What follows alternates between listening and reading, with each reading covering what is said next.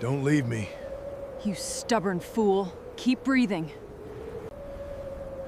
You should have left me. Quit talking. You're coming with me. Who the hell are you? The woman who kept you alive. Don't make me In the dead of a Wyoming blizzard, a dying stranger lies buried in the snow, and the only one who finds him is a rifle-ready widow who doesn't yet know she just pulled her greatest threat back from the grave. Follow along so you don't miss what happens next. The fence was down again. Maeve saw it from 50 yards out, 3 rails split clean off their posts. The wood pale and raw where it broke, fresh damage. She pulled her horse to a stop and studied the tree line. Nothing moved out there. Just the pines bending in the wind, shedding little avalanches of snow off their branches. She clicked her tongue and rode closer. The blizzard had been building since morning. By now the sky was the color of dirty wool, and the wind had teeth. It cut right through her coat, through the flannel beneath it, and bit her skin anyway. She'd been meaning to check this section of fence for 2 days, kept putting it off. Now here she was, half blind in a whiteout, with the temperature dropping fast and the light already going gray. She dismounted, looped her horse's reins around a standing post, and walked the break. One rail had been knocked inward, not outward. Whatever came through didn't come from the field side. It came from the creek bed. Maeve straightened up and looked toward the tree line again. The creek ran about 30 yards past the fence, down a shallow cut in the land.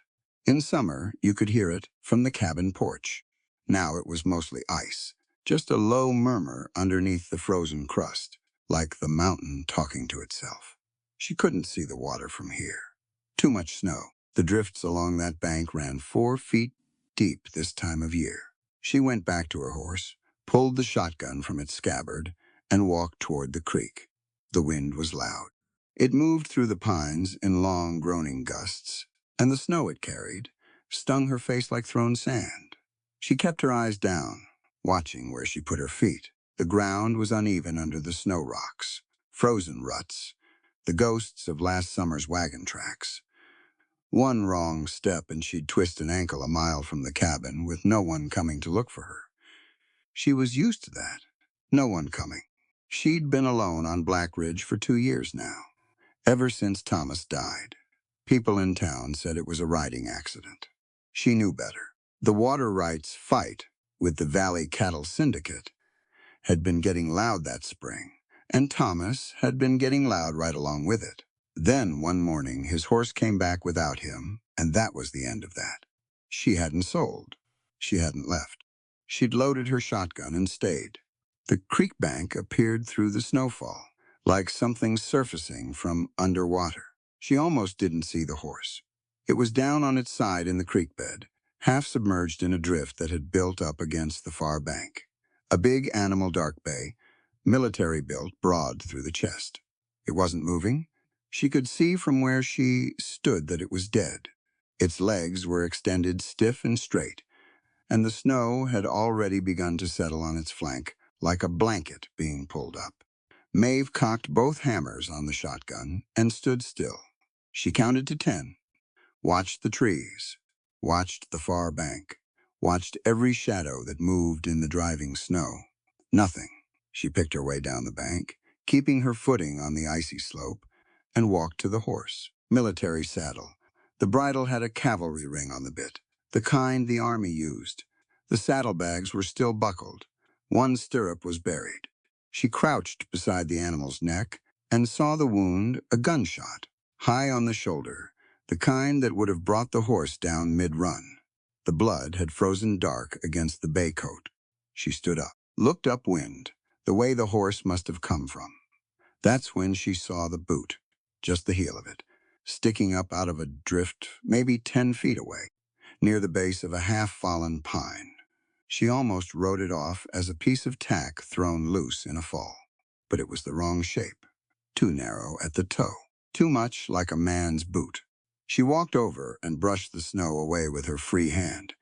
He was face down, one arm folded under him. The other stretched forward like he'd been crawling when he went down. She grabbed his collar and pulled him over, and the snow broke off him in heavy chunks. He was alive. Barely. She could see the shallow rise and fall of his chest, the small cloud of breath rising from his mouth. His face was gray-white from cold, his lips past blue and heading somewhere worse. He had a beard, several days of it, and his coat was dark with blood on the left side, soaked through from ribs to hip. Shot, twice from what she could tell. Once through the side, once lower. He hadn't just fallen. Someone had put lead in him and left him out here to finish freezing. Maeve kept the shotgun up and scanned the bank one more time. No riders. No tracks that the blizzard hadn't already swallowed. Whatever happened to this man had happened hours ago, maybe more. She was likely the first person to find him. She knelt beside him and pulled his coat open far enough to see the wounds. Bad. Not unsurvivable, but close. The cold had slowed the bleeding, which was the only reason he still had blood left in him. She started to stand, and her eye caught something at his collar. A pendant. Brass, the kind a man wore on a cord instead of a chain, because it was more durable that way, military issue. She turned it over with her thumb. The engraving was worn but legible. The insignia of the 6th Cavalry Regiment. She held it for a long moment. The wind screamed across the bank and drove snow into the back of her neck, and she barely felt it. Her brother Daniel had ridden with the 6th. He'd been 19 when he shipped out, 21 when he came back in a box. She'd kept his letters until they fell apart from handling. She still remembered the regimental seal from the letterhead, that same design, right there in the brass. She looked at the man's face again. She didn't know him. He wasn't Daniel. He was a stranger, bleeding out in her creek bed in the middle of a blizzard, and she had no obligation to him whatsoever. She thought about that for exactly as long as it took her to stand up, walk back to her horse, and unhitch the timber sled from the cargo ties behind the saddle. She wasn't sentimental. She didn't believe in signs or fate, or any of the soft thinking that made hard lives harder. But she believed in the 6th Cavalry Regiment. She believed in Daniel. And she believed that a man who had worn that insignia, who had served alongside men like her brother, who had perhaps known him, perhaps stood over his grave, did not get to die alone in the snow while she walked away.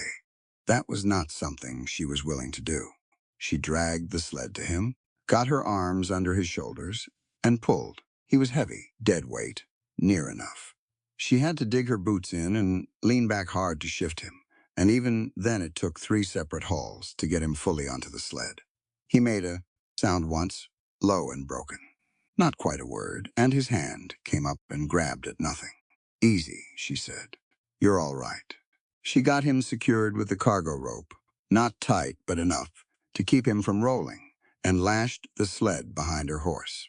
The animal was patient about it, standing steady while she worked, which was more than she deserved from any creature in this cold. She was climbing back into the saddle when the man spoke. It was faint. She almost missed it under the noise of the storm, but she caught the shape of words and looked back at him. His eyes were open, just barely. He was looking up at the gray sky like he was trying to remember what he was looking at. She pulled her horse around and leaned down toward him. "Don't," he started. The word cost him something. "Leave me?" Maeve looked at him for a moment. Then she straightened up in the saddle and clicked her horse forward. "Shut your mouth," she said, "and keep breathing." The sled began to move, carving a track through the snow behind her. "You don't get to die out here. You're coming with me." He didn't argue. He didn't have the strength for it. She didn't look back again. The cabin was a mile uphill. The blizzard was getting worse, and she had work to do. She rode. Getting him off the sled was worse than getting him onto it. By the time Maeve reached the cabin, the storm had gone from bad to mean. The wind was no longer gusting. It was a steady, pressing wall of cold that leaned against her from the north and didn't let up. Snow came in sideways. She could barely see the porch rail from the yard. She tied her horse under the lean-to and left her there with a bucket of grain she couldn't really spare. Then she went back to the sled. The man had passed out again somewhere on the trail up. His face was slack, his lips still that worrying shade between blue and gray. She got the rope off him, grabbed him under the arms, and started pulling. The porch steps were the worst part. 3 steps, each one a separate fight, dragging dead weight up frozen wood in the dark. She hit the top step wrong and went down hard on one knee, got up, kept pulling. She got him through the door. The cabin was cold. She'd banked the fire before leaving that morning, and it had died down to coals. She left him on the floor and got the fire built back up. First, that wasn't cruelty. That was sense. A warm room would do him more good than anything else she could offer in the next hour. And if she let the fire die while she worked on him, they'd both be in trouble. While the flames caught, she lit the kerosene lantern and hung it from the ceiling hook directly above the table. The light it threw was sharp and yellow. Good enough. She dragged him to the table by degrees, a few inches at a time, repositioning her grip, using the rug to reduce friction. When she finally got him up and onto the table surface, she had to stop and breathe for a minute. Her back was screaming. Her knee was bleeding where she'd hit the porch step. She ignored both things and turned her attention to his coat. She cut it off him. She had good scissors for this, the long-bladed kind, and she didn't hesitate. The coat was ruined anyway. Beneath it was a flannel shirt, soaked black on the left side. She cut that off, too. The wounds were clear in the lantern light. 2 entry points, both on the left side. One high between the 4th and 5th rib. One lower, closer to the hip, at a steep angle like the shooter had been above him, or he'd been falling when the second shot hit. Both wounds were plugged with frozen blood, which had probably saved his life on the trail. Now that the cabin was warming up, that was going to change. She needed to work fast. She went to the shelf above the stove and took down the whiskey. Real whiskey, not the watered-down grain alcohol they sold in town. She'd been saving it for a bad winter, and this qualified. She poured a measure into a tin cup and set the cup on the stove to warm. Then she took the blacksmith pliers off the tool hook by the door, the long-nosed ones Thomas had traded for years ago, and dropped them into the cup. She washed her hands in the basin, dried them on a clean rag, pulled the lantern closer. The man groaned when the warmth of the cabin reached his wounds. His face tightened, and his right hand moved, scrabbling weakly against the table surface. He was trying to push himself up. "Stop," Maeve said. He stopped. Maybe he heard her. Maybe his body just didn't have enough left to follow through on whatever his instincts were telling him. She took the leather strap off the back of the chair, the same one Thomas used to use for stropping his razor, and pressed it between the man's teeth. "Bite down on that," she said. "And hold still." She didn't ask if he understood. She didn't wait to see if he nodded. She picked up the pliers, located the first entry wound, and went to work. The lead from the high wound came out clean. One piece, not fragmented. She dropped it into the tin plate she'd set on the table for the purpose, and the clink it made was small and final sounding. She packed the wound with a strip of clean linen soaked in whiskey and moved to the second. This one was worse. The bullet had gone in at an angle and stopped against something, a rib. Probably, she could feel the resistance in the pliers before she found the slug. The man's whole body went rigid. Every muscle locked up at once, and the sound he made around the leather strap was low and sustained and came from somewhere deep in his chest. She kept her hands steady. Thomas used to say she was too hard, too mechanical about things. He'd meant it as a criticism, but she'd never entirely seen it that way. Hard hands and a steady eye had delivered 3 difficult calves, set her own broken finger without help, and kept this ranch running through 2 of the worst winters the territory had seen. Hardness wasn't the opposite of care. It was just a different expression of it. The second bullet came free. She dropped it in the plate beside the first, 2 pieces of lead. 2 decisions someone had made to put them in this man and leave him to freeze. She didn't know why yet. She didn't know anything about him, except what she'd seen: the cavalry pendant, the good boots, the military cut of what was left of his coat. She'd figure out the rest later. She stitched both wounds closed with a curved needle and waxed thread, packed them again with whiskey-soaked linen, and wrapped his midsection tight with a long strip of clean sheeting she tore from an old pillowcase. He'd lost blood, a lot of it. She boiled water and got some into him with a spoon, while he drifted in and out, tilting his head and working his throat until he swallowed. It took a long time. When it was done, she sat back in her chair and looked at him. He was better than he'd been an hour ago.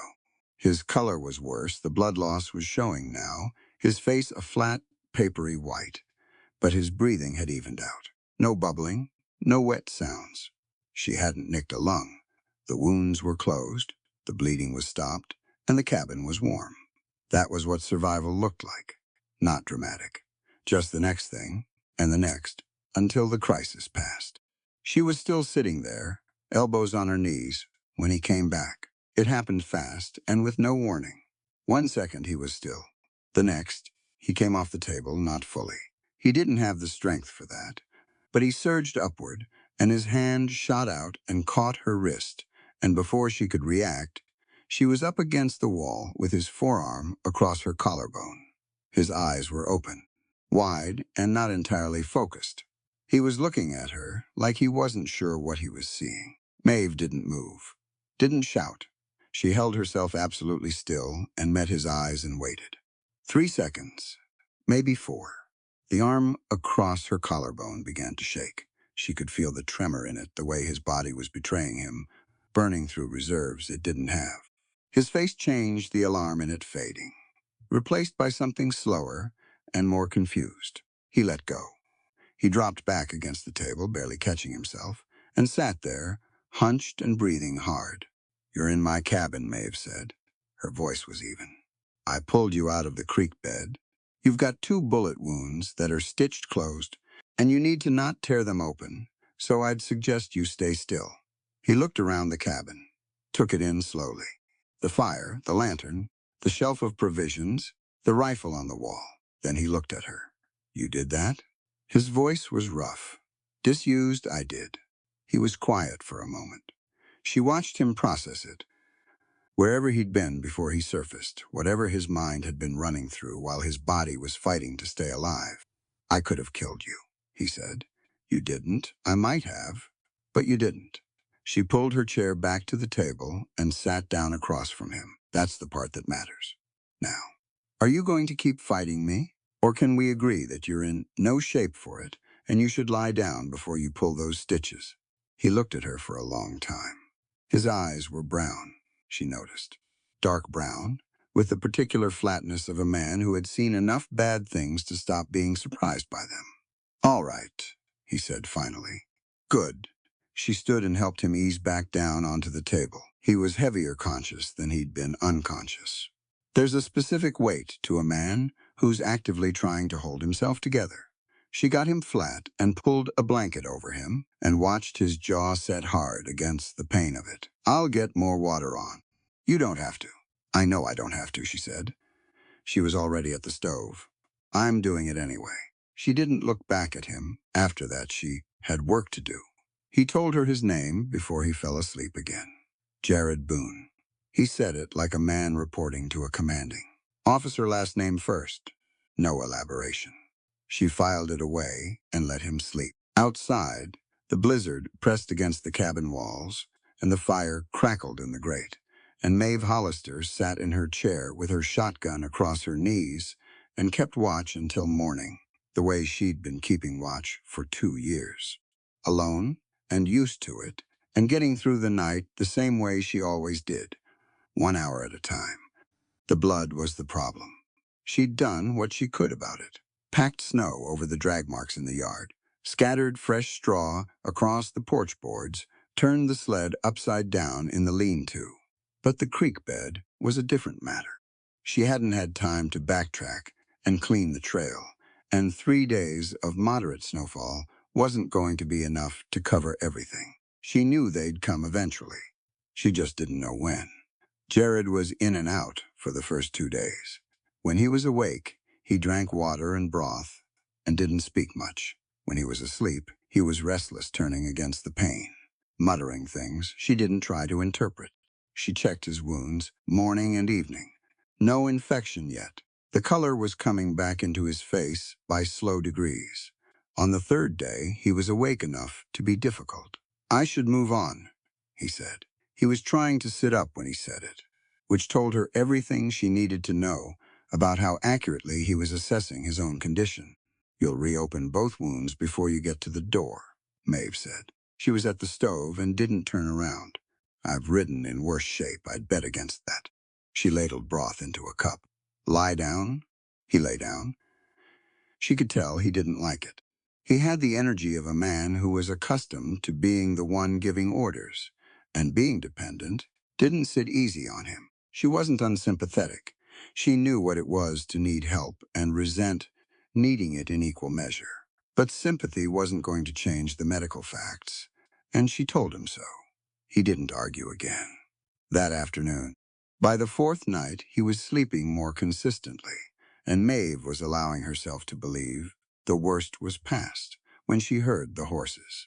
She was awake at the first sound. She was always a light sleeper, and on Black Ridge she'd trained herself to surface fast. She was out of her cot with bare feet on the cold floor before she was fully conscious, her hand already finding the shotgun on the wall.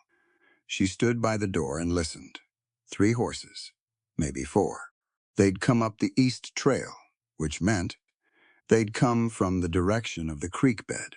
She counted the hoofbeats settling into the yard, the sound of men shifting in their saddles, leather and metal, whispered words she couldn't make out. She looked across the cabin. Jared was awake. He was watching her from the table he'd moved to a cot near the fire 2 days ago, but she could see his eyes catching the dim light. He raised his eyebrows. She pointed at the floor, at the boards near the stove. He understood immediately. That was something. At least, he didn't ask questions and he didn't argue. He moved carefully off the cot and onto his hands and knees, and she went to the boards and lifted the 2 that covered the cellar.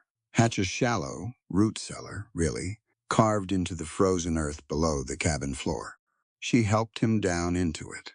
She could feel the effort it cost him in the way he breathed, short and controlled, fighting the pain. He went without a sound. She replaced the boards over his head. Then she went to the bedroom, put on her boots and her coat, and walked back out through the main room. She didn't hurry. Hurrying looked like fear, and fear was an invitation. She picked up her shotgun. She opened the front door. There were 3 of them in the yard. Big men on big horses, which meant they were paid well enough for the syndicate to keep them well mounted. The one in front had a lamp on his saddle horn that threw a wide circle of orange light across the snow. The other 2 hung back slightly, which meant he was in charge, and they knew it. The lead man had a broad face under his hat brim, and the look of someone who'd been smiling at people long enough that it had stopped meaning anything. He was smiling now. "Evening, ma'am," he said. "Sorry to bother you this late." "Then don't," Maeve said. She stepped out onto the porch and leveled the shotgun at the space between his eyes, not at his chest, at his face. It was a specific choice. A shotgun aimed at a man's chest might mean a warning shot or a deliberate miss. A shotgun aimed at a man's face meant something else entirely. The lead man's smile held, but something behind it moved. "We're tracking an escaped cattle rustler," he said. "Dangerous man. We have reason to believe he came through this area." "Through my property?" "Yes, ma'am." "Possibly." "Possibly," she repeated. The word didn't move in her mouth. "Then, you don't know. We tracked signs to the east fence line. Blood on the snow, down by the creek." "Coyote got into my chickens 3 nights back," Maeve said. "I shot it and dragged it to the creek. If your men are following chicken blood, they need better training." There was a short pause. One of the men in the back shifted in his saddle. "All the same," the lead man said, "we'd like to take a look inside, just to satisfy ourselves. Is that right?" She didn't phrase it as a question. "Do you have a writ?" Another pause. Longer this time. "Ma'am, we're not—" "Do you have a writ?" she said again. Same tone, same volume. "Because this is private property under Wyoming territorial law, and without a writ sworn before the county judge, you have no legal standing to set foot on my porch, much less in my home." She let that settle for a moment. I know my rights. Do you know yours? The lead man looked at her. Really looked at her, the shotgun, her hands, her face. He was doing the calculation that men like him always did when they encountered something that didn't fit their expectations. A widow alone on a remote ranch was supposed to be frightened. She was supposed to step aside. She didn't look frightened. She looked like a woman who had been born in this valley, buried a husband in its soil, and had no intention of being moved off it by anyone alive. You've got a reputation, he said finally, for being accurate with that thing. I've never missed anything I aimed at, Maeve said. That's not a reputation. It's just a fact. A long silence. The snow fell around them, soft and steady. The horses stood patient in the cold. Somewhere out in the dark, the pines creaked. The lead man reached up and touched the brim of his hat. Good evening, ma'am, he said. He pulled his horse around. The other two followed. She watched them cross the yard and disappear into the dark of the east trail, listening until the hoofbeats faded into nothing. She waited 5 full minutes before she moved. Then she went back inside, set her shotgun against the wall, and lifted the cellar boards. Jared was sitting with his back against the earthen wall, his knees drawn up, a hand pressed to his side. His jaw was tight. The descent and the cold, and however long he'd been sitting in that position, had not been kind to his wounds. Clear, Maeve said. Can you get up? Yes. It took longer than that word suggested, but she helped him out without comment. Got him back to the cot, pulled the blanket over him. Syndicate men, he said. It wasn't a question, 3 of them. He was quiet. She went to the stove and put water on for coffee, because it was cold, and she needed something to do with her hands. You drove them off, he said. I told them what the law says, Maeve said, and I gave them a reason to believe I meant it. He was watching her from the cot. She could feel it without looking. There was something different in it now, not the flat assessment of a stranger, but something slower and more considered. Like a man revising a calculation he thought he'd already finished. Most women, he started. I'm not most women, she said. Not with heat. Just as a correction. The same way she'd correct a wrong measurement or a misread trail sign. He didn't say anything to that. She turned and looked at him, and he was looking at the ceiling, something working behind his eyes. They'll be back, he said. I know, with more men, and possibly a writ. It won't take them long to find a judge willing to sign one. I know that, too. She poured the hot water over the coffee grounds and let it steep. The cabin was warm. Outside, the snow kept falling, covering up the yard, covering up the horse tracks, covering up the drag marks she hadn't managed to get to. You were listening, she said through the floor. He paused. Every word. She brought his coffee first, set it on the stool beside his cot. Then she poured her own and sat in the chair by the fire. So now you know what I'm dealing with, she said.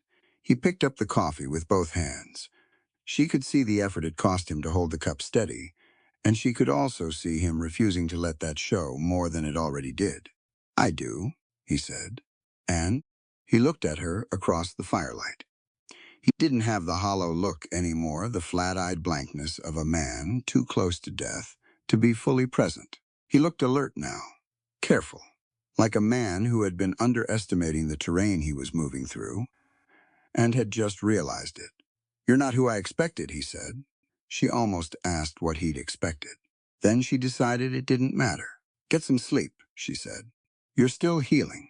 He lowered himself back against the cot without argument. She watched the fire and listened to the wind and thought about the East Trail and the 3 men on it, and what they'd tell Preston Sterling when they got back to wherever Sterling was keeping himself these days. She didn't think they'd be honest about how the conversation had gone. Men like that rarely were, when the conversation had gone against them. But Sterling would read the result either way. His men had come back empty-handed. He would send more. He would send them with a writ, and maybe with enough numbers that the shotgun argument stopped working. She'd known that before tonight. Tonight just made it concrete. She set her coffee down and reached for the rifle on the wall, the good one, the Winchester, and laid it across her lap, and started checking the mechanism by firelight. Smooth and methodical, the way her father had taught her, and his father had taught him. Stay calm, stay ready, deal with what's in front of you. She checked the rifle, and the fire crackled, and Jared Boone slept on the cot, with his wounds stitched closed, and his breath coming slow, and outside, Black Ridge was buried under a foot of fresh snow with more coming. Morning was still a long way off. She could wait. The storm came back on the second morning, and it didn't leave for 5 days. Not the same storm, a new one, bigger, pushing down from the north with the kind of cold that made the cabin timbers groan at night like something living. The temperature dropped so fast that the water in the basin froze solid between dawn and mid-morning. The horses had to be checked twice a day. The fire had to be fed every 3 hours or it lost the room. There was no question of anyone going anywhere. Maeve accepted this, the way she accepted most things. She looked at what was in front of her, assessed what needed doing, and did it. She had provisions enough for one person through February, which meant for 2 people she'd be rationing by the 3rd week. She counted the stores, adjusted her mental arithmetic, and moved on. Jared was another calculation. He was healing faster than she'd expected, which was either a testament to his constitution or to the fact that neither bullet had done the damage it could have. By the 2nd day of the new storm, he was sitting up without help. By the 3rd, he was on his feet.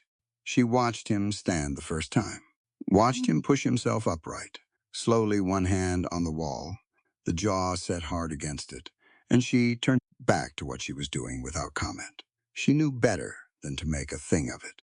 A man trying to recover his legs didn't need an audience. He needed space. What he also needed, as it turned out, was something to do with his hands.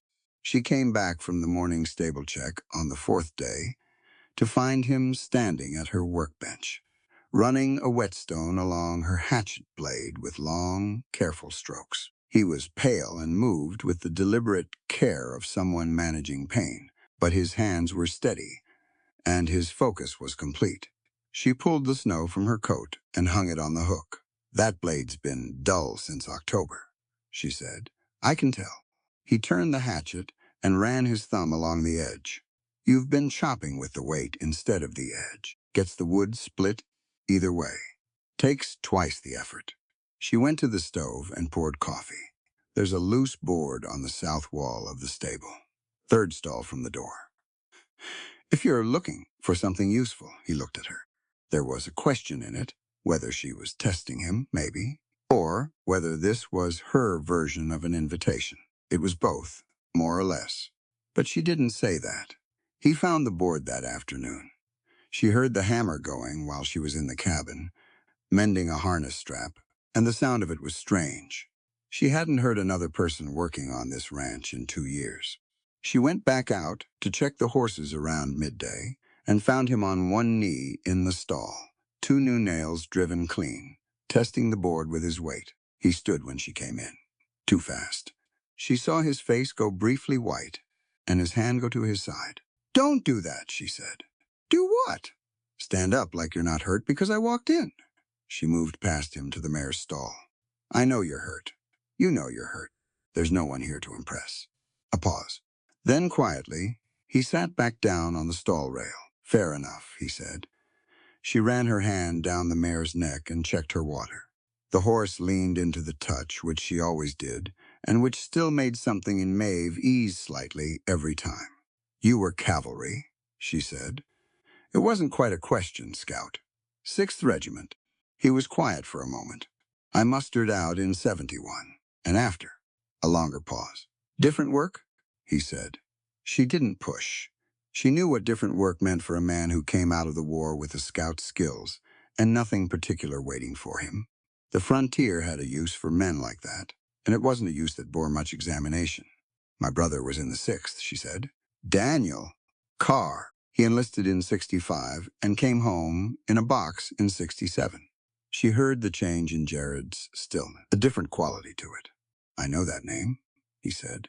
She turned and looked at him. He was a good rider, Jared said. His voice had shifted. Quieter, picking the words carefully, steady under pressure. He used to play harmonica in camp, drove half the men crazy and the other half to sleep, which I think was his intention. A pause. I was sorry to hear he didn't make it home. Maeve looked at him for a long moment. Then she turned back to the mare. He always said the harmonica was more useful than a rifle, she said. I told him it wouldn't stop a bullet. He said it would stop the night from feeling so long. She smoothed a knot out of the horse's mane. He was right about that. Neither of them spoke for a while. The wind hit the stable wall in a long gust, and the horses shifted and settled, and the lantern swung once on its hook. I'm sorry about your husband, Jared said. Thomas, she said. His name was Thomas. Thomas. The syndicate pushed him too hard, and he pushed back, and then he went out one morning and didn't come back. She said it plainly. The same way. She said everything. The sheriff ruled it an accident. I ruled it something else. And you stayed. This is my land. She let go of the mare's mane. I've got a deed that says so, going back to my father's filing. Preston Sterling can want it all he likes. What a man wants doesn't change what's right. She picked up the lantern and headed for the stable door. He followed slowly with the careful gait of a man keeping himself together through will and stubbornness. They went back to the cabin.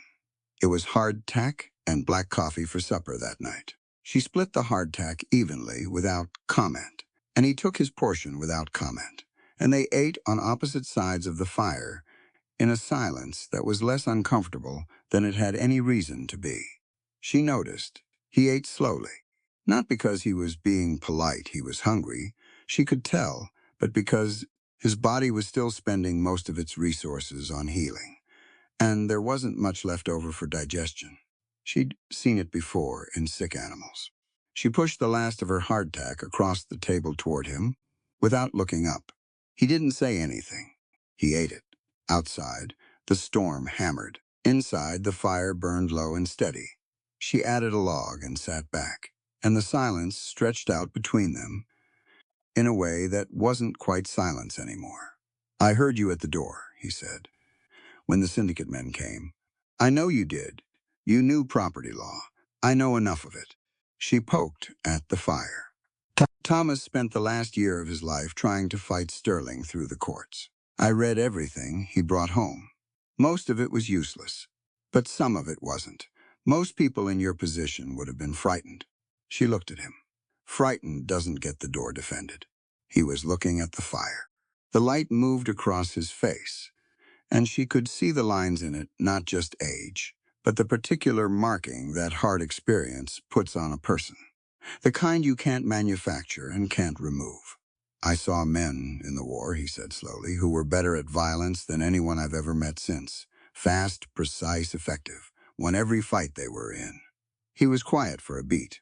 Some of them didn't live long enough to see the surrender, because being good at the fight was all they were. The moment the fighting stopped, they didn't know what to do with themselves.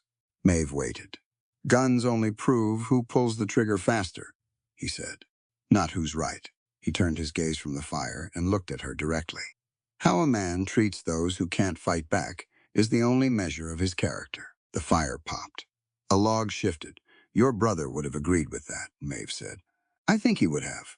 She stood and took the coffee cups to the basin, washed them in water she'd warmed on the stove, dried them, and put them back on the shelf. You can take the cot, she said. I'll stay in the chair another night. That's not, you're still healing, she said. The cot is warmer than the chair, and you need the warmth. I've slept in the chair before. She sat down in it and pulled the blanket over her legs. It's not a negotiation. Another pause. You're very difficult, he said. I've been called worse. He settled onto the cot. She could hear him working out the angle, trying to find a position that put the least pressure on his wounds. After a while, the movement stopped and his breathing evened. She sat in the chair and watched the fire and listened to the storm working its way through the timber on the ridge above the cabin. The trees up there were 100 years old, some of them. They'd been there before the territory was a territory. They'd be there long after. Whatever Preston Sterling was building fell apart, as all things built on greed eventually did. Thomas had known that too. He'd said it once, near the end. These mountains don't care about the syndicate. They'll outlast all of us. She'd told him to stop being philosophical and fix the west fence. She'd give a lot to be able to say that to him again. She was still thinking about that when she fell asleep. On the fifth day, the storm broke. Not gradually. It just stopped. The way those storms sometimes do, like something cut a rope. The wind quit, the snow quit, and the morning came in hard and brilliant, the whole world white and sharp under a sky, so blue it almost hurt. Maeve went out at first light and spent 3 hours on the practical work. Dug out the stable door, checked the roof for dangerous accumulation, and knocked the worst of it clear with a long pole. Brought fresh water from the south snowmelt, which was still moving, and replenished the stock barrels. She came in cold and muscle-tired, and smelling of wood smoke and horse. Jared was up. He'd managed the fire himself that morning, and he'd made coffee, which she hadn't asked him to do. She poured a cup and drank it standing at the window, looking at the new snow. He was mending his coat. She'd given it back to him in pieces. She'd cut it off him that first night. But the cuts were clean, and she'd saved all of it. He had her sewing kit on the table beside him, and was working the needle through heavy canvas with the practiced patience of a man who'd repaired his own gear in the field for years. She watched him for a moment. Then she pulled on dry gloves and went back out to check the east fence. He called to her from the door. "I can help with that." "Not yet," she said, without turning around. Another 2 days. She heard the door close. She kept walking. The east fence was intact. Whatever the syndicate riders had moved through the break the other night, they hadn't taken the fence with them on the way out. She walked the full perimeter and found 2 other spots that needed work, one rail cracked through, one post leaning, and made note of both and went back to the cabin. The coat was on the table when she came in. Jared was at the fire, turning a piece of hardtack slowly in his hands like he was trying to decide something about it. She hung up her outer coat, started pulling her gloves off, and then she saw it. The coat had a lining. She'd known that she'd felt it when she cut it from him. That first night, the heavier layer inside the canvas. But she hadn't thought anything of it. Most coats had lining. This one had a pocket she hadn't noticed before. It was sewn into the lining with different thread, tighter stitches, more deliberate. She wouldn't have seen it at all if the mending hadn't left. The coat flipped inside out, the lining exposed. She pulled the pocket open. Inside was a folded paper. Several folded papers, actually, nested together. And beneath them, a small leather pouch with a drawstring pulled tight. She pulled out the papers first. The top one was a map, detailed, hand-drawn, with careful markings along the creek routes through Black Ridge Pass. She recognized her own land immediately. The South Creek was marked in red. Her cabin was marked with a circle. Her water source, the underground creek her father had spent 3 months digging access to, was circled twice, with a number beside it. She unfolded the next paper. It was a supply list, coded, but not cleverly. She'd seen enough of Thomas's research into the syndicate's operations to read the abbreviations without much effort. Poison, the kind used for livestock, the kind that introduced into a water source, would kill animals before it was detected, making a homestead uninhabitable without appearing to be deliberate sabotage. Her creek was the target. She opened the leather pouch. Gold coins, 8 of them, which was a significant sum. On the outermost coin, pressed into the leather itself, was a seal. She'd seen that seal before. Thomas had shown it to her once on a document he'd gotten from the county recorder's office. Preston Sterling's private seal. She set everything down on the table very carefully. She picked up her rifle from the wall, and she turned around. Jared was already watching her. He hadn't moved. He was sitting very still by the fire with both hands visible, which she understood, after a moment, was deliberate. "When did you ride for Sterling?" she said. His face was steady, not defensive. More like a man who has been carrying something heavy for a long time and has just put it down. I was hired 6 weeks ago, he said. Scouting, mapping water sources through the pass. I didn't know the full scope of it at the start. But you found out. I found out. He held her gaze. When I understood what the poison was for and where it was going, I destroyed the shipment. He said it plainly. No ornamentation on it. 3 barrels in a creek south of the pass. I poured them out and rolled the barrels into the water, and then I told my crew leader that I was done. And they shot you. 2 of them. The third one's aim was better than his nerves. A slight pause. I was already on my horse. Maeve looked at the map, at the circle around her cabin, at the number next to her water source, which she now understood was a timeline. A deadline by which Sterling needed the creek poisoned before the territory could convene its winter water session. You knew this ranch was the target, she said. Not until I read the full brief. By then. He stopped. It was an innocent homestead. I don't make war on innocent homesteaders. Whatever else I've done, I don't do that. She looked at him for a long time. He didn't look away. He didn't offer excuses, and he didn't fill the silence with extra words. He just let it be what it was and waited to see what she'd do with it. She held the rifle level for another moment. Then she lowered it, fractionally. Not all the way, but enough. You should have told me, she said. I know, from the beginning. I know. I pulled lead out of you, she said. I sat up 3 nights so you didn't die. I deserve the truth of what you brought to my door, something. Crossed his face. Regret, maybe. The real kind, not the performed kind. She'd seen enough of both to tell the difference. Yes, he said. You do. She set the rifle on the table.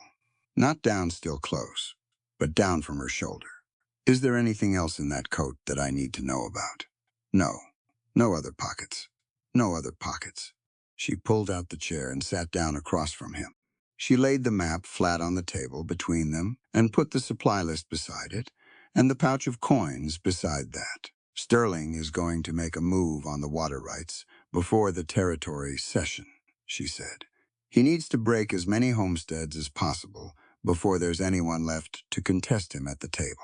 That's the plan, Jared said. Has been since September from what I put together. He's been buying out or burning out every small water claim in the pass. Yours is the last independent source on Black Ridge. Because I didn't sell when Thomas died. Because you didn't sell. Maeve looked at the map. She thought about Thomas and the water session he'd never gotten to, and the 3 years of legal work that had died with him. She thought about the 8 gold coins with Sterling's seal pressed into the leather. She picked up the coins and turned them in her hand. This is physical evidence, she said, signed by his own seal.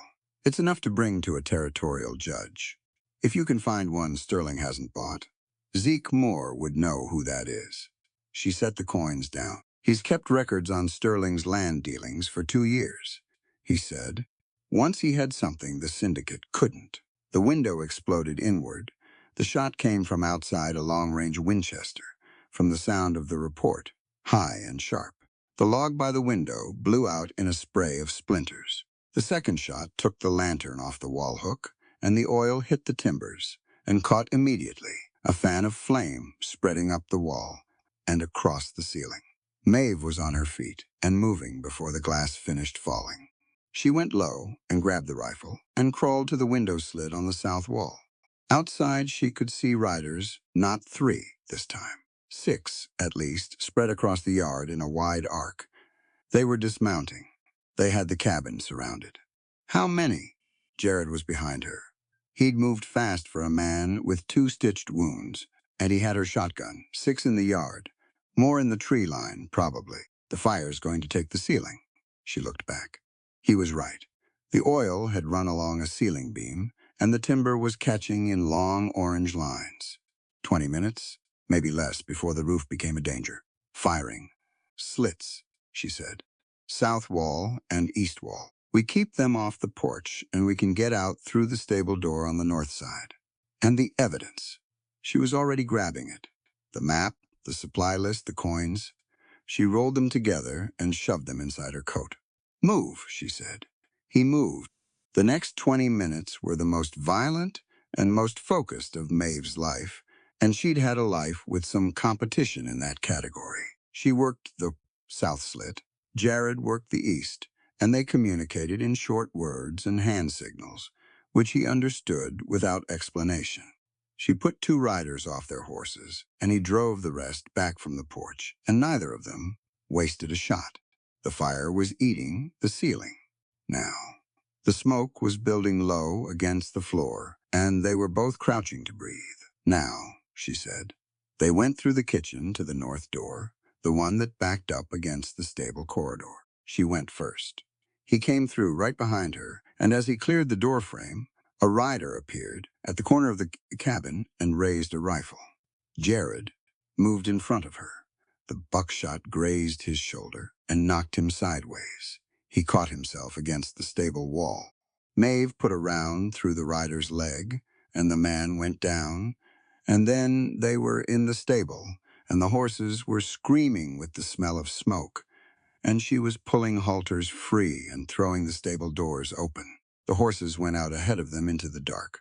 Jared was breathing hard. She grabbed his arm and put it over her shoulders. "How bad?" she said. "Keep moving," he said. They kept moving. Behind them, Black Ridge Cabin burned orange against the dark, and the snow around it glittered red and gold. And Preston Sterling's men were still in the yard, not quite sure what had just happened.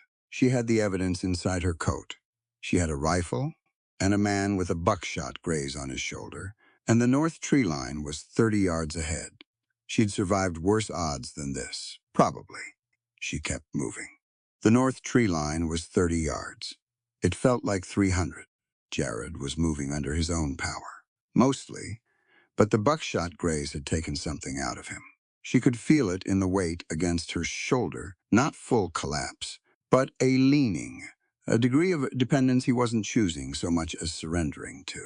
She kept her arm around his back and her rifle in her free hand, and she watched the yard behind them while they moved. The cabin was fully involved now. The roof had caught. Orange light poured through the window gaps, and the smoke column rose black against the dark sky. And the men in the yard were caught between watching it and figuring out where their targets had gone. That confusion was the most valuable thing she had right now, and she knew it wouldn't last. They made the tree line. She pulled him behind a thick pine and stopped there, both of them breathing hard. She looked back at the yard. The riders were moving, 3 of them, circling around to the north side of the cabin, but they were looking at the building, not at the trees. The light from the fire ruined their night vision. That was the second advantage, and it was also temporary. "How bad is the shoulder?" she said quietly. "Buckshot. Not deep." He shifted against the tree, and she heard the breath catch. 3 pellets, maybe 4. "I've had worse. I'll deal with it when we're clear." She scanned the dark between the pines. "There's a creek trail, north-northeast. Runs down to the lower valley.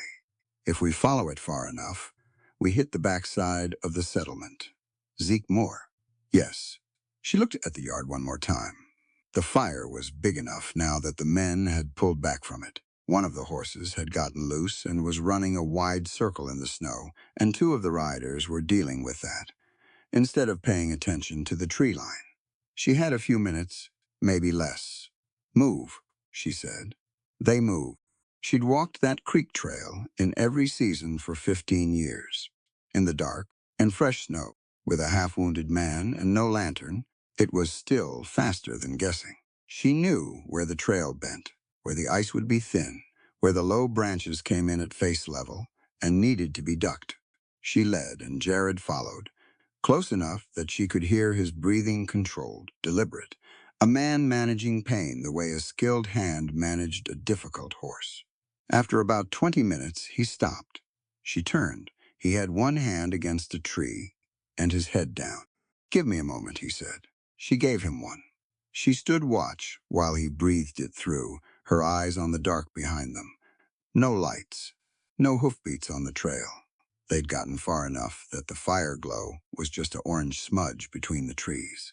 "There's one more," he said. She looked at him. "One more thing you need to know." He was braced against the tree. I recognized two of those men in the yard. They're not local. Sterling brought them up from Cheyenne. He uses them when he wants a job done and no local witnesses, connecting it back to him. Professional muscle. The hired kind that doesn't leave loose ends. She thought about that for a moment. Then she turned and kept walking. Then we don't give him any loose ends to clean up, she said. Come on. He came. They reached the lower trail around midnight. She knew it by the sound of the creek changing beneath the ice. The pitch of the water shifted where the channel widened, and she'd always been able to hear it, even through 2 feet of ice and a foot of snow. She turned east and followed the sound. It was nearly 2 in the morning when the lights of the settlement came up through the trees. Zeke Moore's forge was at the south end of town, separate from the main street by 100 yards of open ground. That was deliberate. Forges and dry timber buildings didn't mix, and it meant that what Maeve and Jared were walking toward was isolated enough that no one would see them arrive. She went to the back door, knocked twice, paused, knocked once. A long silence. Then the sound of movement inside, heavy and unhurried. The door opened 3 inches, and one eye looked at them through the gap. Then it opened all the way.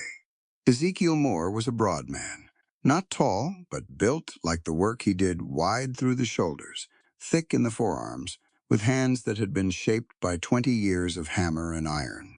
He was maybe 50, with close-cropped gray hair and an expression that moved between careful and precise without much stopping in between. He looked at them both for 1 second. Inside, he said. They came inside. The forge was banked for the night, but still warm. The deep residual heat of iron and coal that never entirely left a working smithy. Zeke lit a single lantern and held it up and looked at Jared's shoulder. Sit down, he said. Jared sat on the workbench. Zeke went to a cabinet on the back wall and came back with a tin box. He'd done field medicines before she could see it in how he worked, efficient and unrattled, fingers finding the pellets by touch before she could offer to help. 3, he said, dropping them one by one into a tin plate that rang like the one in her cabin had rung 4 nights ago, under different circumstances. He packed the wound and bound it with clean linen from the box. You'll live. That's the consensus, Jared said. Looked at Maeve. The cabin? Burned, she said. Syndicate men. 6 in the yard and more. In the tree line. He was quiet for a moment. His face didn't change much, but his eyes did. You have to tell me something useful, he said. Or tell me you've got nothing, because either way I need to know what we're dealing with. She pulled the folded papers and the leather pouch from inside her coat and laid them on the workbench. He picked up the map first, studied it. Then the supply list. Then the pouch, which he opened and looked into. And when he pressed the seal impression in the leather, he recognized it immediately. She could tell by the way his jaw shifted. Sterling's seal, he said, on the coin pouch. His money, his plan, his mark on it. Zeke set everything down carefully, the way a man handles something that has weight beyond its physical measure. She hadn't come to this man only because he was the nearest ally. She'd come because for 2 years, Zeke Moore had been the only person in the valley who understood what the syndicate was actually doing and had the patience and the precision to document it. He was a free black man running a legitimate trade business in a territory where powerful men believed they could make any arrangement they wanted, regardless of what the law said. He'd learned early and thoroughly that the only protection against that kind of power was documentation. He kept records the way other men kept weapons. I have the original territorial land deeds, he said. Your father's filing, your transfer deed, 2 of the homesteaders on the east slope. I've had them here for 8 months, because the county recorder's copies went missing, and I knew that wasn't an accident. He folded the supply list. With this and those deeds, and a sworn deposition, you have a case that a territorial judge can't dismiss, even a sympathetic one. The signed confession from one of the men who attacked us would help too, Jared said. Maeve looked at him. The lead rider, he said, when they surrounded the cabin. He took buckshot from the first volley you're shot, not mine. He went down in the south yard. I saw him crawling toward the fence when we went through the stable. He's still alive. He was when we left. She thought about it. A wounded syndicate rider in the snow outside her burning cabin, with Sterling's men around him. They'd take him with them, or leave him, depending on how much he knew and how much of a liability that made him. They'll move him tonight, she said. By morning, he's either patched up and talking or in the ground. Then we need to find him before they decide which, Jared said. She looked at Zeke. I know where Sterling's men bed down when they work this area, Zeke said. There's a line camp 2 miles east, past the ridge. He's paid to use it through winter. He was already putting his coat on. I'll get the wagon. Wait, Maeve said. Both men looked at her. We bring him in alive, she said. That's not a suggestion. We are not going to execute a wounded man in a snowfield, whatever he's done. We bring him in and we deal with him the right way, agreed Zeke said, without hesitation. Jared nodded once. Then let's go, she said. They found him on the trail between the cabin ruins and the line camp, which told her he'd either been left behind or managed to get separated in the dark. He was on his side in the snow, his right leg at a bad angle below the knee. The buckshot had done more damage than a graze, and trying to walk on it had finished the job. He was conscious but cold, and when he saw the 3 of them coming through the trees, his hand went for the pistol on his hip. Jared reached down and took the pistol first. Did it calmly, without drama, just removed the variable. Maeve crouched beside the man. He was younger than she'd thought in the yard. 25, maybe. Red-haired, with a round face that probably looked friendly in better circumstances. Right now it looked scared, and in pain, and angry in the way people get when they're scared, and in pain, and too proud to show either one directly. What's your name? She said. He didn't answer. Your leg is broken, she said. The bone, not just the tissue. You've been walking on it, which means the break is worse now than it was an hour ago. If it doesn't get set and splinted tonight, you're looking at permanent damage. She held his gaze. I'm going to set it either way, because that's what a person does when another person is hurt. But I'd like to know your name. A long pause. Crane, he said. Will Crane? All right, Will. She looked at the leg. This is going to hurt. Try not to bite through your tongue. She said it. He didn't scream, but it was close. Jared held him still from behind. Careful of his own shoulder, but effective, and Zeke had the splinting material ready because he'd thought to bring it. When it was done, Crane was white and shaking and looking at the 3 of them with an expression that had shifted from more complicated. They got him onto the wagon. On the way back to the forge, Zeke drove and Maeve sat in the wagon bed beside Crane. Not threateningly, just present. You know what was in those saddlebags, she said, the ones the crew was carrying up from the south. Crane was quiet for a moment. The wagon bumped over frozen ruts, and he braced against the pain of it. I knew it wasn't cattle medicine, he said finally.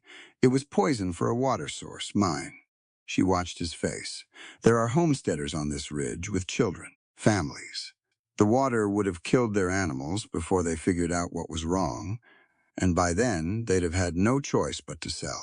He looked at the side of the wagon. You think you're an employee, Maeve said. Sterling thinks you're an asset. The difference is that you're wrong about it. And he's not. She said it without heat, like information being passed along. A man like Sterling keep people around who can testify to what they've seen. When you're no longer useful, you're a liability. That's the arithmetic. Crane stared at the wagon boards. You could have left me in the snow, he said. Yes, she said. Why didn't you? She thought about Thomas, about Daniel, about the kind of world she was trying to live in versus the kind that kept getting built around her. Because leaving people to die in the snow is not who I am, she said. And it's not who you have to be either. By the time they reached the forge, Crane had agreed to give a sworn statement to the county judge. Zeke wrote it down himself in his careful hand, and Crane signed it, and Zeke folded it with the other documents and locked them in the iron box beneath his workbench floor. Jared was leaning against the far wall, watching when she crossed the forge toward him. He looked at her with an expression she didn't entirely know how to name. "You splinted his leg," he said. "It needed doing. He rode with the men who burned your cabin." "I know." She stopped in front of him. "Humanity cannot be surrendered to violence. The moment we start deciding who deserves basic care based on which side they're on, we've become the thing we're fighting." She held his gaze. "I won't become that." He was quiet for a moment. "No," he said finally. "I don't think you will." Zeke Moore had a room behind the forge. It wasn't much: a cot, a wood stove, a shelf with 3 books on it, and a set of drafting tools that had been expensive once. But it was warm, and it was private, and he gave it to Maeve and Jared without being asked, moving himself to a bedroll near the forge with the practicality of a man who'd slept in worse places. Maeve didn't sleep. She sat on the floor with her back against the cot, and the map spread on the boards in front of her, and a stub of candle burning at the edge of it. She looked at the map and she thought, by the time the gray light of morning came through the single window, she had a plan. Not a complete one, more a skeleton of one. But she'd learned from Thomas's mistakes. He'd tried to fight Sterling alone, and legally, and without sufficient allies. He'd believed that being right was enough, that the law would protect him if he could just get the right documents in front of the right people. He'd been wrong, and it had cost him everything. Being right wasn't enough. You needed to be right and prepared and together. She heard Jared shift on the cot behind her. "You didn't sleep," he said. "I was thinking." A pause. "About?" She tapped the map. "About who else is losing something to Sterling and hasn't been able to stop it." The cot creaked as he sat up.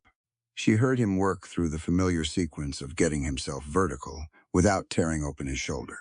Then he was looking over her at the map. "You want to build something," he said. "I want to stop fighting defensively," she said. "Sterling comes at us. We react. He burns the cabin, we run.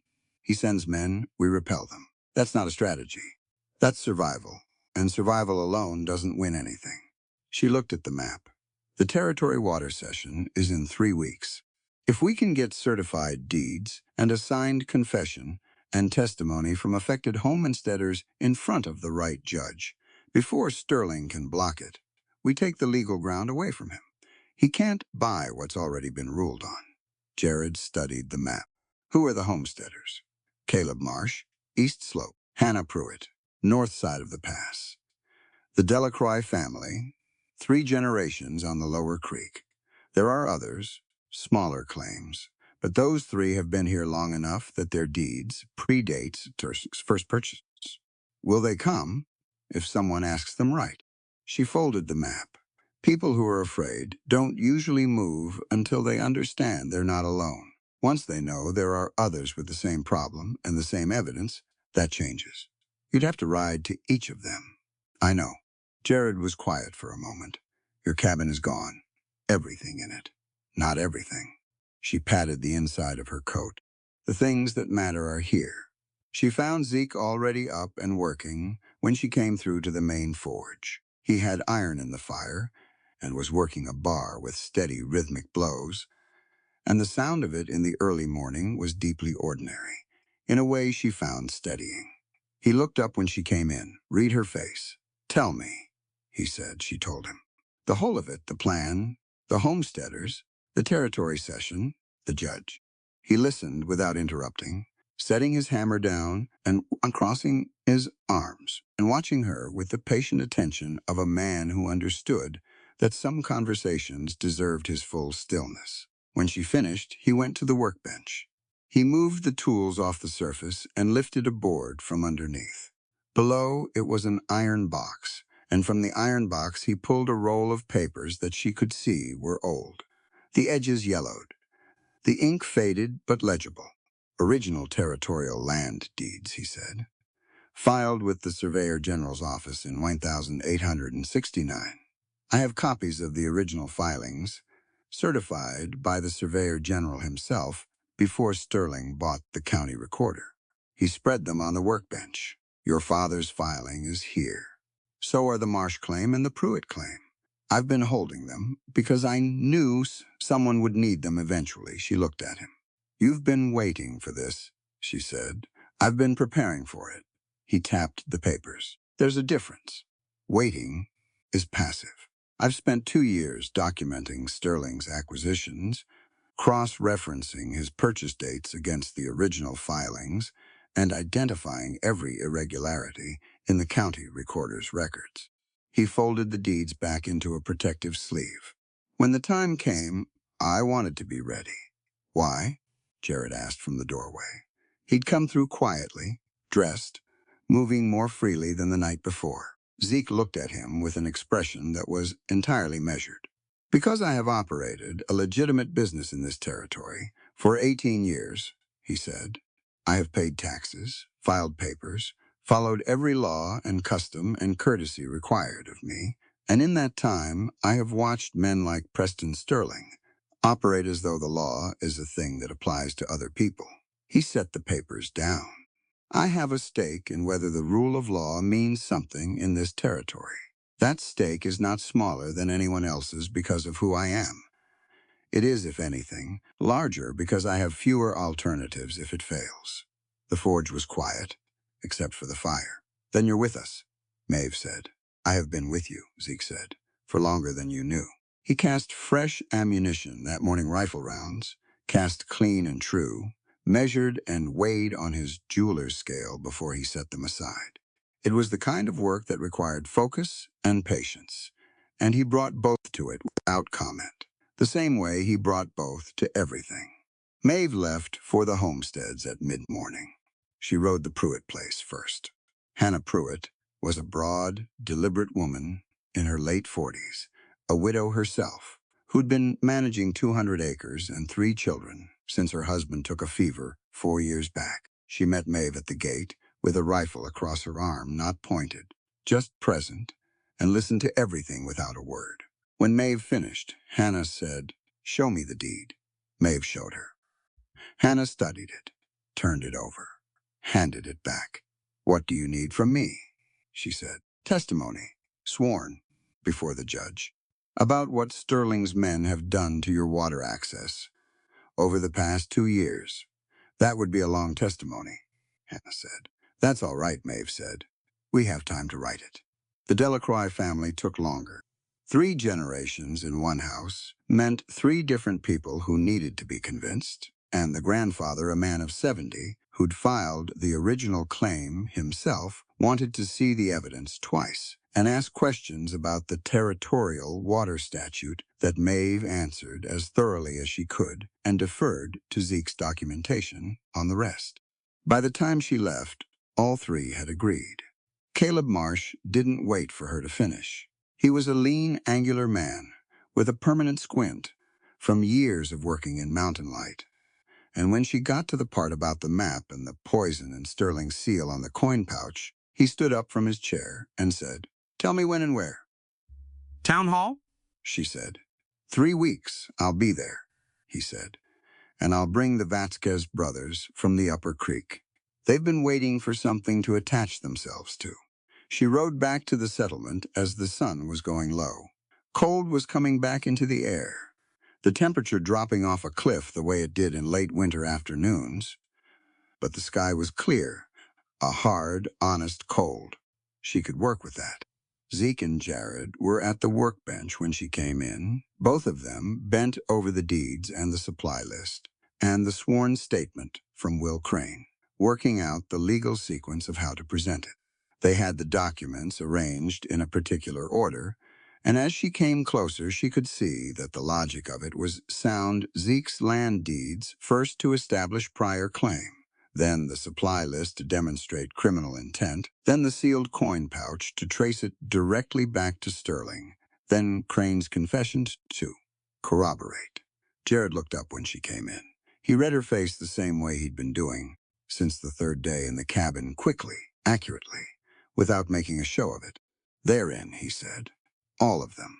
She pulled off her gloves and held her hands toward the forge heat. "Marsh is bringing additional homesteaders. We may have more than I anticipated." Zeke made a sound that wasn't quite a smile, but was in the vicinity of one. Sterling is going to call this assembly a mob, Jared said. Let him, Maeve said. A widow, a free tradesman, a former soldier, and a group of farming families with certified land deeds and a signed confession from one of his own men. If that's a mob, it's the most legal mob in Wyoming territory. Zeke actually smiled at that. She looked at the two of them, Zeke, with his careful hands and his iron box of documents, Jared, with his battered coat and his eyes that had been to war and come back changed by it, and she thought about what an unlikely collection of people they were. Nobody powerful.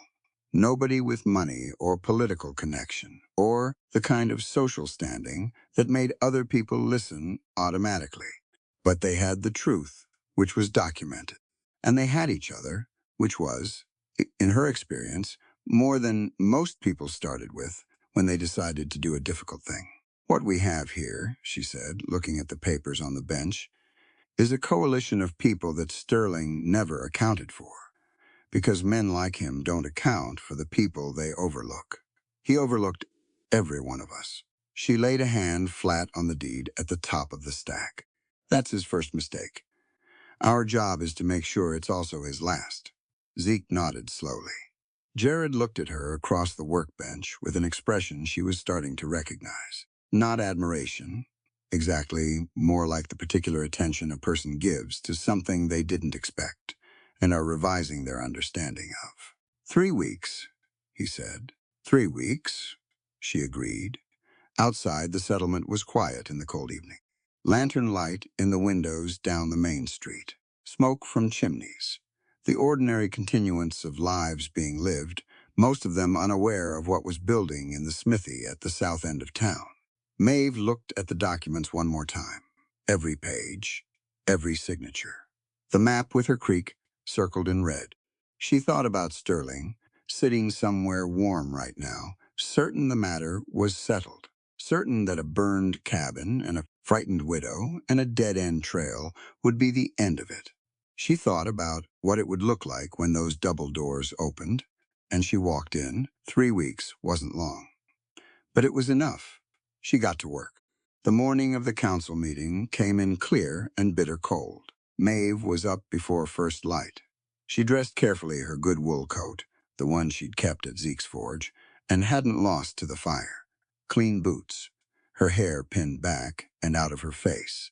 She looked in the small mirror above Zeke's wash basin and saw a woman who was tired and prepared in roughly equal measure, which felt about right. She tucked the document roll inside her coat. The deeds, the supply list, the sealed coin pouch, Crane's signed confession. Everything Zeke had organized and cataloged over the past 3 weeks, arranged in the exact sequence that told the clearest possible story. Jared was already at the workbench when she came through. His shoulder had healed to the point where he'd stopped favoring it, and the wounds in his side had closed clean. He was checking his revolver with the quiet, methodical attention he brought to anything that mattered. He looked up when she came in. "Ready?" he said. "Yes," she said. Zeke was hitching the wagon out front. He'd put on his good coat, too dark wool, carefully brushed, the kind of presentation a man makes when he understands that how he arrives somewhere sends a message before he opens his mouth. He looked at them both and nodded once, and they climbed up, and they went. The homesteaders were already assembling at the edge of town when they arrived. Hannah Pruitt, with her 3 children, all of them on horseback. Caleb Marsh, with the Vasquez brothers, on either side of him, both armed, both steady-faced. The Delacroix grandfather in a wagon with his son and grandson behind him. 8 other families Maeve had spoken to over the past 3 weeks, people she'd ridden to in the cold and talked to carefully. And honestly, people who'd been waiting for someone to tell them they weren't alone. They came together at the edge of Main Street and looked at each other. Nobody gave a speech. There wasn't time, and it wasn't that kind of moment. Maeve looked down the line of faces, and they looked back at her, and that was enough. She turned her horse toward the town hall. Preston Sterling had arranged things to his advantage, as he always did. The council meeting had been called to ratify a property forfeiture decree legal language for taking land from people who couldn't successfully challenge him. He had 3 council members in his pocket, and a territorial lawyer at his table, and a row of syndicate men positioned along the back wall, supposedly as observers. The hall was warm and full when they arrived. The council members were already seated at the front bench. Sterling sat at the petitioner's table on the right, his lawyer beside him, dressed for a proceeding he expected to control. Sheriff Thorne was against the far wall, with his arms crossed, and the look of a man who'd been promised one thing, and was beginning to suspect he'd been promised wrong. The double doors at the back of the hall opened. Winter air came in first. Then Maeve. She walked the center aisle without hurrying. Jared was on her left. Zeke was on her right. Behind them, the homesteaders filed in through the double doors and arranged themselves along the walls and in the gallery above, and the hall that had been full before was now packed. And the character of it had changed completely. Sterling looked up from his table. His face did several things in quick succession: surprise, calculation, and then a settling into the cold composure of a man who believed he could still manage any room he walked into. The presiding judge was an older man named Farwell, appointed by the territory, and he had the face of someone who had been doing this long enough to recognize when a proceeding had just changed shape. He waited until the room settled, and then he looked at Maeve. "State your business," he said. She walked to the judge's bench. She pulled the documents from inside her coat, and she set them down on the surface in front of him. The deed roll first, then the supply list, then the coin pouch, with Sterling's seal pressed into the leather. Then Crane's signed confession, 4 pages in Zeke's careful hand, with Crane's signature at the bottom of each. "These are the original territorial land deeds for Black Ridge Ranch, certified by the Surveyor General," she said. "They predate every purchase the Valley Cattle Syndicate has recorded in this county by no less than 11 years. She laid her hand on the supply list. "This is a documented plan to poison the primary water source on my property, rendering it uninhabitable and forcing sale under duress." She set the coin pouch beside it. "This is the advance payment for that plan, bearing the private seal of Preston Sterling."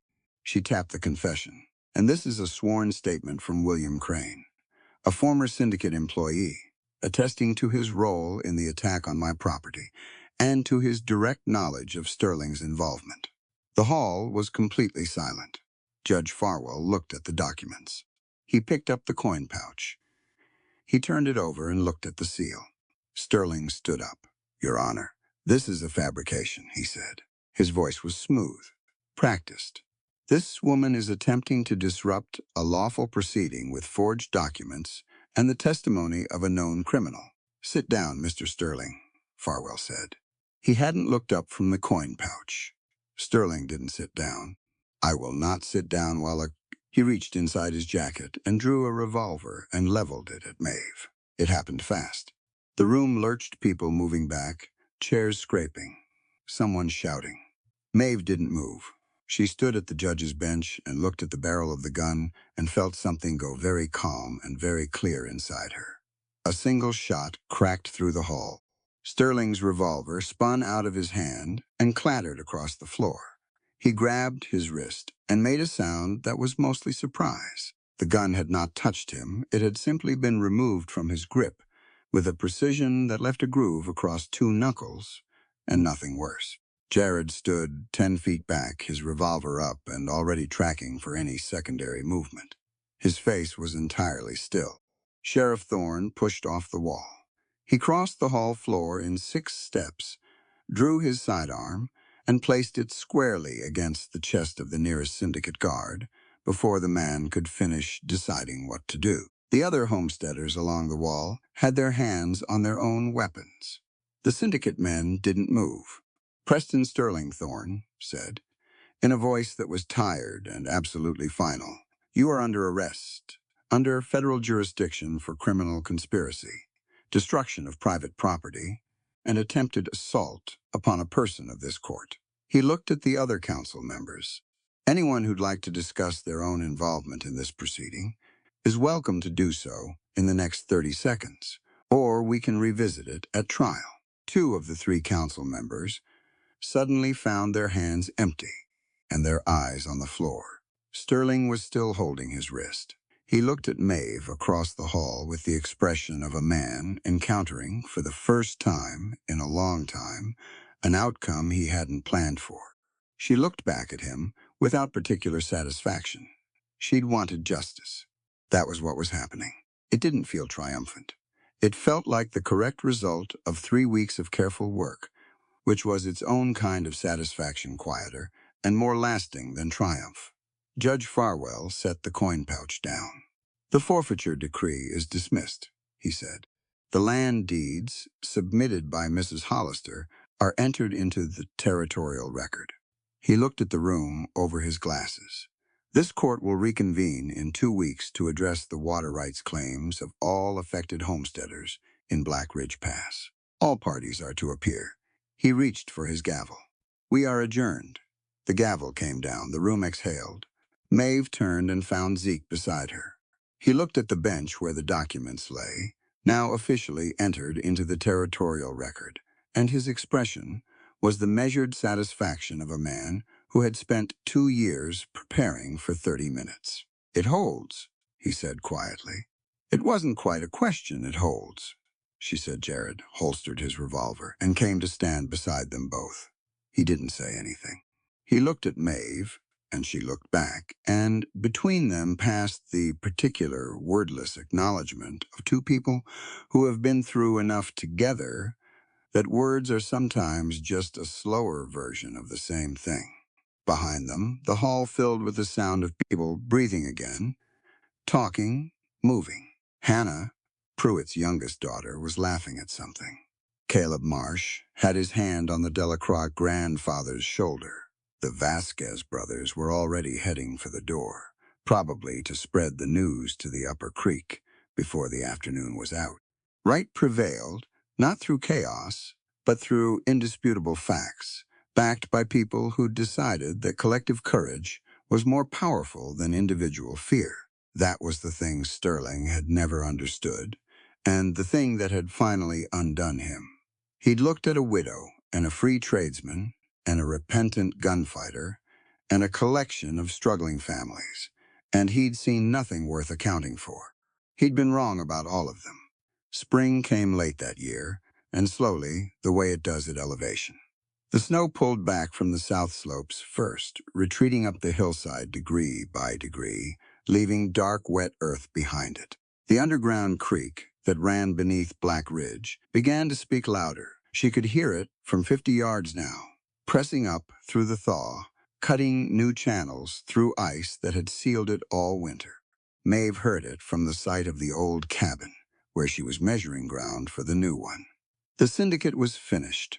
Sterling's trial had stretched into February and ended the way Zeke had predicted it would, once the territorial judge saw the full documentation conviction on 3 counts, assets seized, the Valley Cattle Syndicate dissolved by court order. The communal water rights for Black Ridge Pass had been ratified by the territory in the 2nd week of March. Every homesteader with a valid prior claim now had protected access in writing, with the Surveyor General's signature on it. Thomas would have been glad of that. She thought about him sometimes. Standing at the stake, she'd driven into the ground where the front door would be. He'd have had opinions about the construction. He'd have wanted the porch wider. She'd build it the way she thought was right, and she'd think about him while she did it, and that was enough. She was still at the stakes when she heard Jared's horse on the trail. She'd known this was coming. She'd watched it building for the past 2 weeks, a particular quality of silence he'd been carrying. The kind a person carries when they're making a decision they're not sure how to say out loud. He'd been helpful through the trial, and through the preliminary construction planning, and through the water rights ratification. And through all of it, he'd been present and capable and steadily useful, and also, underneath all of that, somewhere else. He came through the tree line and saw her and pulled up. He sat on the horse for a moment, before he dismounted. She turned back to her measurements. "I've been thinking," he said behind her. "I know," she said. A pause. "You know, you've been packing things and unpacking them for a week." She drove a secondary stake into the soft ground. A person doesn't do that unless they're trying to decide something. He was quiet. She heard him tie his horse to the fence post she'd reset 2 weeks ago, in the same place the old one had stood. "I'm not easy company," he said. "I know that too. I've got a past that doesn't clean up neatly. Things I did during the war, things I did after." He came to stand a few feet behind her. "A woman trying to build something here deserves better than inheriting someone else's complicated history." She stopped measuring. She turned around and looked at him. He was standing in the new mud of the thaw, hat in his hands, with the expression of a man making an argument he actually wants to lose. "The first time," she said, "I brought you in so you wouldn't die in the snow." He waited. "This time," she said, "I'm telling you to stay so we can actually live." He stood there with the hat in his hands, and the spring wind moving through the pines behind him, and the creek running loud in the thaw, and she watched the argument go out of him. Not all at once, but steadily, the way ice goes, in March, gradually. And then completely, he dropped the reins. He came to her, and she let him. And when his arms came around her, she held on with the same directness she brought to everything full, and without apology, and with no inclination to let go. The valley was greening below them. The snow on the high peaks was still hard and bright, but down here the mud smelled like something waking up. The creek was loud and running clear. They stood in it for a long time. 10 years later, the gate was still unlocked. That was the first thing travelers noticed when they came through Black Ridge Pass. The gate at the bottom of the trail stood open regardless of season, and beside it was a post with a simple carved sign, "Water and Shelter." All welcome. No conditions beneath it. No exceptions listed. The ranch had grown. Not aggressively. Not the way Sterling's empire had tried to grow, consuming and displacing. It had grown the way a valley grows in spring, filling in gradually, using what was there. The new cabin was twice the size of the old one, with a wider porch and a second structure attached at the back that served as a bunkhouse. There was a proper stable, a root cellar, a kitchen garden that produced enough to share. The creek ran clean. It had run clean every year since the water rights ratification, and it would continue to do so, because the homesteaders of Black Ridge Pass had agreed collectively to protect it, and they were people who kept their agreements. Jared was at the fence line when the October light started going gold. He was teaching a boy named Marcus how to set a post correctly. Marcus was 12, one of 4 children who'd come to Black Ridge in the past 6 years through the particular combination of hard circumstance and the unlocked gate, orphaned, or simply left without the means to be anywhere else. They arrived the way Jared had arrived, more or less, which he had pointed out once with dry humor, and which Maeve had not found as funny as he did. She was on the porch when the evening came in. Beside her was Clara, 8 years old, with her mother's dark eyes and her father's stubbornness, sitting on the porch rail with a cup of milk and watching the light change on the mountains. Clara had been at Black Ridge for 4 years now. She'd come in a wagon with nothing but the clothes she was wearing, and she'd attached herself to Maeve with the focused determination of someone who knew what she wanted and was not going to be argued out of it. "Maeve," she said. Are you scared of things?" Maeve looked at the mountains. The high peaks were already getting their first October snow, white against the blue. "Sometimes," she said. "What do you do when you're scared?" She thought about a creek bed in a blizzard, and a man with a cavalry pendant, and a double-barrel shotgun on a cold porch, and a town hall with the doors blown open by winter air. She thought about documents on a judge's bench, and a fire burning against the dark, and Zeke's careful hands, and the sound of a spring thaw in the timber. She looked at Clara. "Courage isn't holding a loaded gun," she said. "It's reaching out your hand to save a life, when the whole world tells you to look away." Clara thought about this with the serious concentration she brought to most things. "Is that why the gate is always open?" she said. "That's why the gate is always open." Down the slope, Marcus had set the post wrong, and Jared was showing him why, kneeling in the dirt and demonstrating the angle, with the patience of a man who understood that showing someone how to do something correctly was more useful than doing it for them. The boy watched, listened, nodded, tried again. The post went in right the second time. Jared looked up the hill at the porch. Maeve lifted her coffee cup. He lifted his chin, once in return. That was enough. It had always been enough for them, the shorthand of two people who had rebuilt something together from ash and frozen ground, who had learned each other in the hardest possible circumstances and chosen to keep on learning. Love between them wasn't a soft or decorative thing. It was structural. It held weight and bore weather and didn't require constant description to remain true. Clara jumped down from the rail and ran toward the stable, the way she ran everywhere, with complete commitment and no plan beyond forward momentum. Maeve watched her go. The gate at the bottom of the trail stood open in the October wind. The sign creaked once on its post. The creek ran below, carrying snowmelt from the high country, down through the pass and into the valley, the way it had run for 100 years before any of them arrived, and would run for 100 after. Clean water, moving through hard ground, persistent and clear. That was Black Ridge. That was what they'd built.